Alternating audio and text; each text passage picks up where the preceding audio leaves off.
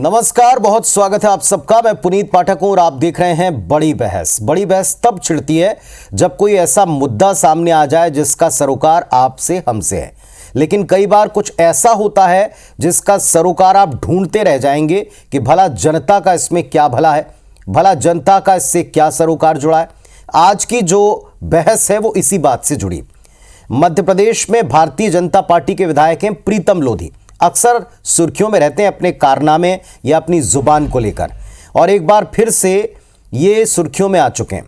हुआ ये कि विधायक प्रीतम लोधी ने अब की बार अपने विधानसभा क्षेत्र में मयापुर, बमौर कलां, धनिया धाना, इन तमाम थानों के लिए अपने विधायक प्रतिनिधि तय कर दिए। पुलिस थानों में विधायक प्रतिनिधि, इनका नियुक्ति पत्र सोशल मीडिया पर वायरल हो चुका है। बाकायदा उनके समर्थक ये पत्र खुद वायरल कर रहे हैं कि विधायक जी के ये प्रतिनिधि इन थानों को देखेंगे। जिन थानों के लिए प्रतिनिधि बनाए गए हैं उनमें मायापुर थाना क्षेत्र के लिए लोकेंद्र यादव बंटी, बमौर कलां थाना क्षेत्र के लिए उदय सिंह यादव और धनिया थाना क्षेत्र के लिए इंद्रल लोधी, इनके नाम विधायक प्रतिनिधि के तौर पर सामने आए। हालांकि अब इस पर विपक्ष ने आपत्ति उठाई है, कहा कि यह असंवैधानिक है, गैर जरूरी है, गैर वाजिब है। कांग्रेस इस पूरे मामले पर सवाल उठा रही है। प्रदेश की बीजेपी सरकार को कहकर निशाना साध रही कि सैया भाई कोतवाल डर काहेगा।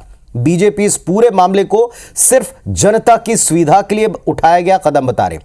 लेकिन जरा सोचिए कि थानों में विधायक जी का क्या काम, उनके प्रतिनिधि की क्या आवश्यकता, क्या पुलिस वहां ठीक से काम नहीं करती जो विधायक को अपने प्रतिनिधि रखने पड़ रहे हैं? दूसरी बात यह कि अगर प्रतिनिधि रखे हैं तो क्या इनका अधिकार है, क्या ऐसा वहां किया जा सकता है? क्या नैतिकता को छोड़िए कानूनी तकाजे से ये ठीक है? सब पर बात करेंगे खुलकर। जरा सुनिए पहले इस पर क्या रिएक्शंस आए हैं, क्या कहा गया।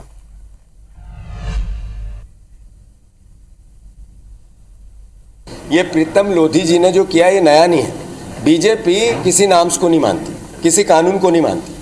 करप्शन इतना अद्भुत क्यों हुआ?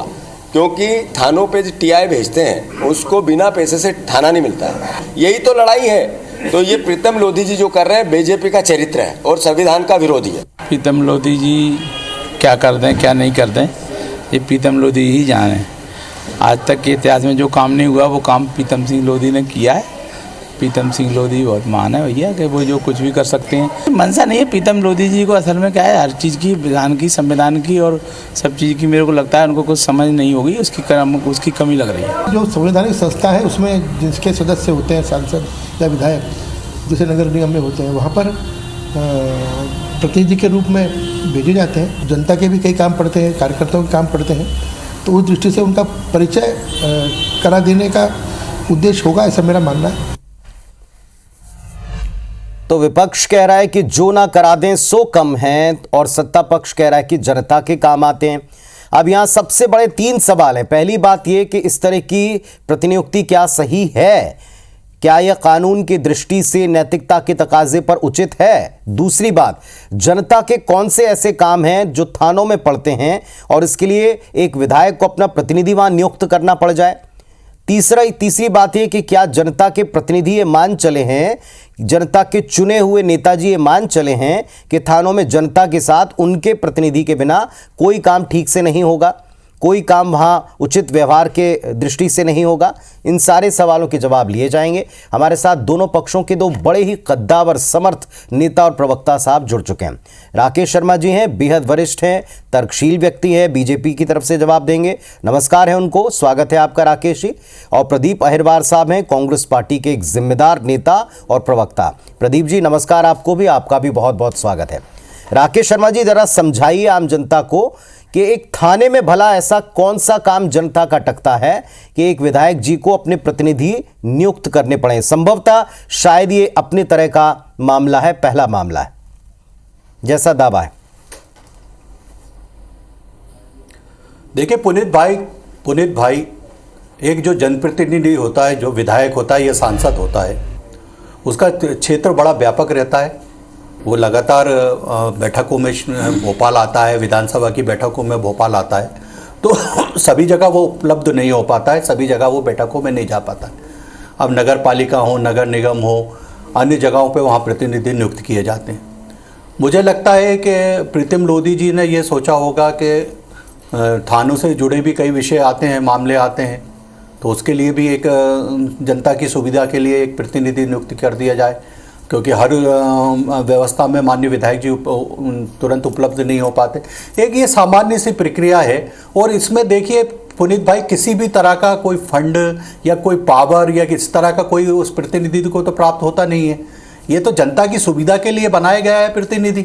और मुझे लगता है कि विधायक जी को ये लगा होगा कि जनता को इस क्षेत्र में भी सुविधा उपलब्ध हो, कोई बात हो तो वहाँ प्रतिनिधि पहुँच जाए और लोगों की मदद कर सके, बात कर सके। ये सामान्य सी एक बात है पुनीत जी, जिसको वो एक बड़ा विषय कांग्रेस बनाने का प्रयास कर रही है। समस्या ये है कि कांग्रेस के जो विधायक हैं वो ना क्षेत्र में पाए जाते हैं, ना जनता के बीच पाए जाते हैं, ना उनके प्रतिनिधि होते हैं। तो इसलिए अब उनको तकलीफ हो रही है, क्योंकि विधायक सर्वव्यापी हो रहे हैं भारतीय जनता पार्टी के और सर्वस्पर्शी हो रहे हैं और सब जगह उनके प्रतिनिधि उपलब्ध रहते हैं जनता की सेवा के लिए। इसलिए कांग्रेस पार्टी को तकलीफ हो रही है। सीनियर हैं और सारे तर्कों से परिपूर्ण रहते करते हैं। हैं। आपके पास एक से बढ़कर एक तर्क रहते हैं, लेकिन थोड़ा सा इस बात को क्लैरिफाई कीजिए कि जनता के चुने हुए प्रतिनिधि जब कहीं अपने प्रतिनिधि नियुक्त करते हैं तो वहां उनकी आवश्यकता सीधे तौर पर होती है। थानों में एक तो विधायक की क्या आवश्यकता है, दूसरा ये वो क्षेत्र है जहां लाइसेंस और बंदूकें इन सब को लेकर एक बड़ी प्रतिस्पर्धा होड़ है, जिस पर प्रशासन और पुलिस जब जब सख्त हुई है तब तब नेताओं के पास में फोन ज्यादा जाते हैं। ये बात आपको भी पता है,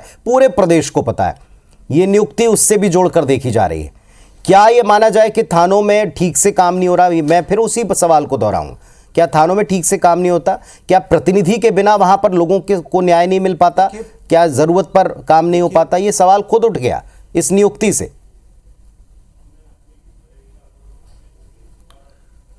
देखिए पुनीत भाई, मध्य प्रदेश में डॉक्टर मोहन यादव जी की सरकार है। भ्रष्टाचार हो और जनता की सुविधा में पूरी तरह से सरकार लगी हुई है। थानों में आपने देखा कि हमने चाहे भोपाल हो चाहे इंदौर हो, यहाँ कमिश्नर प्रणाली लागू की है कि पुलिस को और विभागीय पावर दिए गए हैं, कोई जनता की और ज़्यादा से ज़्यादा सेवा कर सके। पुलिस विभाग पे किसी तरह का प्रश्न चिन्ह आप यहाँ नहीं लगा सकते। सिर्फ इसमें इतना है कि जनता को सुविधा मिले। थाने अपना काम करना है पुनीत जी। भाई कई बार क्या होता है कि कोई ऐसी चीज नहीं है ना राकेश जी जहां पर लोग बाग स्वतः अपनी मर्जी से चले जाते हैं। बात के लीजिए, थाने कानून तोड़ने वालों को सही जगह दिखाने के लिए हैं और लोगों के अधिकारों की रक्षा के लिए। वहां अगर कोई चीज ऐसी है कि किसी बाहरी प्रतिनिधि की आवश्यकता पड़े तो ये खुद ब खुद सवालिया निशान लगाता है। ये लोग नहीं उठा रहे हैं, ये नियुक्तियां सवाल उठा रही हैं। खैर, मैं आपकी बात का एक जवाब लेता हूं कि इसे बेवजह तूल विपक्ष दे रहा है। प्रदीप अहिरवार साहब, अब आप जवाब दीजिए, क्यों आप इस पर आपत्ति ले रहे हैं? आपकी दृष्टि से यानी विपक्ष की दृष्टि से वहां इस नियुक्ति के क्या मतलब है?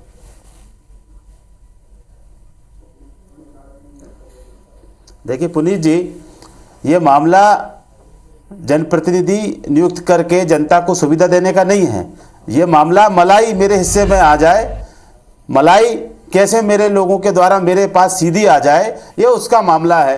प्रीतम लोधी जी देख रहे हैं कि किस तरीके से सोने के बिस्किट मिल रहे हैं पूर्व विधायक के यहाँ। वर्तमान विधायकों जो परिवहन मंत्री रहे हैं, 52 किलो का सोना मिल रहा है, 10 करोड़ नगद पकड़ा रहे हैं। तो जो माल भारतीय जनता पार्टी के प्रतिनिधि विधायक कमा रहे हैं, तो प्रीतम लोधी जी को लगा कि पुलिस जो माल कमा रही है उसमें मुझे माल नहीं मिल रहा है और वो माल का हिस्सा मुझे कैसे मिले।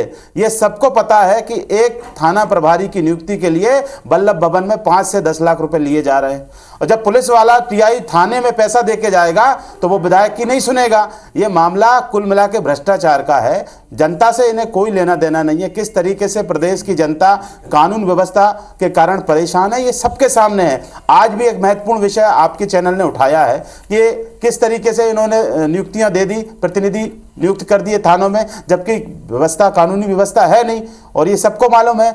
ये अपने थानों पर अपनी पुलिस पर खुद ही नहीं, पर थोड़ा सा आप भी समझाइए प्रदीप अहिरवार साहब कि अगर ये तर्क दिया जा रहा है, बीजेपी के प्रवक्ता जी यहां पर ये बता रहे हैं कि लोगों को दिक्कत ना हो, इसके लिए अगर कोई व्यक्ति पहले से नियुक्त है, क्योंकि एक जनता का चुना हुआ प्रतिनिधि नेताजी वैसे तो सबके लिए अवेलेबल होना चाहिए एक कॉल के ऊपर, लेकिन वो कई बार नहीं आ पाते, किन्हीं दूसरी जगहों पर व्यस्त रहते हैं, इसीलिए उन्होंने पर्टिकुलर थानों में ही ये नियुक्तियां की हैं।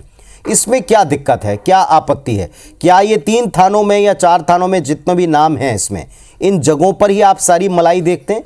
जो आप कह रहे हैं इसके पीछे कोई आधार है आपके पास? देखिए पुनीत जी, मैं आपसे कह रहा हूं और ये चैनल पर कह रहा हूं कि एक एक थाने पर किस तरीके से टीआई का रेट तीन फिक्स थाने है, क्यों? SI का आप रेट फिक्स बताइए, है। आप हर समझाइए। विभाग में, मंत्रालय में रेट फिक्स हैं। तो जो पैसा मैं ये कहना चाह रहा हूं आपसे कि हर मध्य प्रदेश के हर थाने का रेट फिक्स है। और ये मामला भ्रष्टाचार से जुड़ा हुआ मामला है। प्रीतम लोधी जी को लगा कि उनके प्रतिनिधियों ने, उनके कार्यकर्ताओं ने बोला कि पुलिस वाले यहां से कमाई कर रहे हैं, वहां से कमाई कर रहे हैं, लेकिन आपके पास कमाई नहीं आ रही। उन्होंने कहा कि तुम बैठ जाओ और पूरी जानकारी रखो, मुझे एक नहीं तो विधायक अगर क्षेत्र में भी है, अगर कोई समस्या जनता को आई है तो एक फोन पे टीआई उनकी बात को सुन सकता है, काम कर सकता है। लेकिन ये जनता की सेवा का मामला नहीं है, ये मेवा का मामला है। राकेश शर्मा जी, अब जवाब दीजिए। अब तो सीधा आरोप है, अब ये आरोप है कि मलाई दरअसल है, वहां पैसों पे ऊपर नियुक्ति हो जाती। दो बड़े गंभीर आरोप हैं, आप उत्तर दीजिएगा। एक अभी हम आपको एक बयान और सुनवा देते हैं। बीजेपी विधायक प्रीतम लोधी ने थानों में इस प्रतिनियुक्ति की बात पर खुद भी कहा है, खुद भी उन्होंने एक सफाई दी है या क्लैरिफिकेशन दिया, सुनवाते हैं। हम हर विभाग में प्रतिनिधि बनाएंगे, चाहे वो थाने हो, चाहे वो मंडी हो, चाहे नगर पालिका हो, चाहे वो कृषि हो, चाहे बिजली विभाग हो, कोई सा भी विभाग हो, हम सारे विभागों के प्रतिनिधि हमने बना दिए हैं और कुछ रह गए हैं, कुछ और बनाने हैं, ताकि हमारी पूरी पिछोर विधानसभा विधायक के रूप में देखी जाए। हर कार्यकर्ता, हर विधानसभा का नागरिक अपने आप को विधायक समझे, तभी तो नंबर 1 विधानसभा बनेगी। लीजिए साहब, अब इस पर जवाब दीजिएगा प्रदीप अहिरवार साहब। वो कह रहे हैं हर व्यक्ति अपने आप को विधायक समझ पाए, ऐसा माने कि ये उसका अपना क्षेत्र है, इसीलिए की है। प्रदीप जी, पहले आप दे दीजिए उत्तर, फिर राकेश जी के पास जाऊंगा। ये पुनीत जी, एक जिम्मेदार प्रतिनिधि का इस तरीके का बयान आना और ये कह के निकल जाना कि हम तो चाहते कि जनता स्वयं विधायक अपने आप को समझे, तो जनता ही विधायक को चुनती है। आपको जनता ने अवसर दिया जनता की सेवा करने का, आपका आचरण अच्छा होना चाहिए।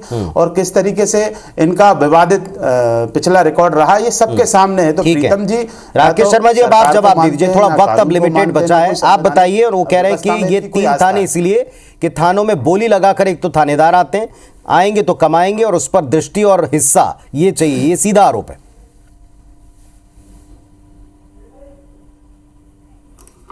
देखिए, मुझे तो आश्चर्य इस बात पे होता है कि कांग्रेस के जो प्रवक्ता हों या कांग्रेस के प्रदेश अध्यक्ष जीतू पटवारी हों, वो लगातार इस तरह की भ्रष्टाचार की बातें करते हैं। 15 माह की कांग्रेस की कमलनाथ सरकार में किसी से ये छुपा नहीं था कि किस तरह से अराजकता का माहौल मध्य प्रदेश में हो गया था। सुबह एक जगह ट्रांसफर होता था, दोपहर में दूसरी जगह, शाम को तीसरी जगह, और रात होते होते वो ट्रांसफर कैंसिल हो जाता।